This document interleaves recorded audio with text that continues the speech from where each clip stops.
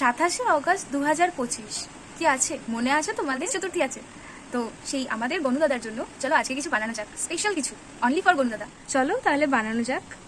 Guess করতে পারছো আমি কি বানাতে চলেছি? তোমরা কি বানাচ্ছো আমাদের গনু দাদার জন্য? বনুদাদার জন্য আজকে আমি বানাবো একটা স্পেশাল লিপেন আর্ট। আর লিপেন আর্ট করতে সব থেকে যেটা বেশি ইম্পর্টেন্ট জিনিস সেটা হচ্ছে কার্ডবোর্ড। আর আমার কাছে এই কেকের এমডিএফ বোর্ডটা পড়েছিল, তাই ভাবলাম এটা দিয়েই আজকে করে ফেলি। আমি জানো তো কোনো কিছুই ফেলি না, যেগুলো দিয়ে কিছু করা যাবে সেগুলো সবসময় জমিয়ে রেখে দিই, তার জন্য বাড়িতে বকাও খাই। সে যাই, তোমরা যেমন দেখলে আমি ফার্স্টে গনুদাদার ছবিটা পেন্সিল দিয়ে এঁকে নিয়েছিলাম, তারপরে ক্লেটাকে ভালো করে মেখে তারপরে সরু সরু করে বেলে ওর উপর দিয়ে লাগিয়ে নিয়েছিলাম। তারপরে আমরা হোয়াইট কালার অ্যাপ্লাই করে নেব। এর উপরে যেহেতু ওই হোয়াইট কালারের কাগজটা এখনও রয়ে গিয়েছিল, তাই জন্য নর্মাল কালার ধরছিল না, তাই আমি এখানে স্পঞ্জ ইউজ করেছি। আর গনু দাদার বর্ডারটা আমি মেরুন কালার দিয়ে করেছি। রাত পোহালে গনু দাদার আগমন ঘটবে আমাদের বেশিরভাগ বাড়িতেই। সবাই কম বেশি পুজো তো করবেই। মহারাষ্ট্র, দিল্লির মতো হাওড়া, কলকাতাতেও কিন্তু গণেশ পুজোর বেশ প্রচলন করেছে আগে থেকে। আমার বাড়িতে তো পুজো হবে, তোমাদের কার কার বাড়িতে পুজো হচ্ছে? দেখো, তোমাদের সাথে কথা বলতে বলতে আমার কাজ কিন্তু পুরো কমপ্লিট। এবারে বলো তো আমার আজকের কাজটা কেমন হয়েছে?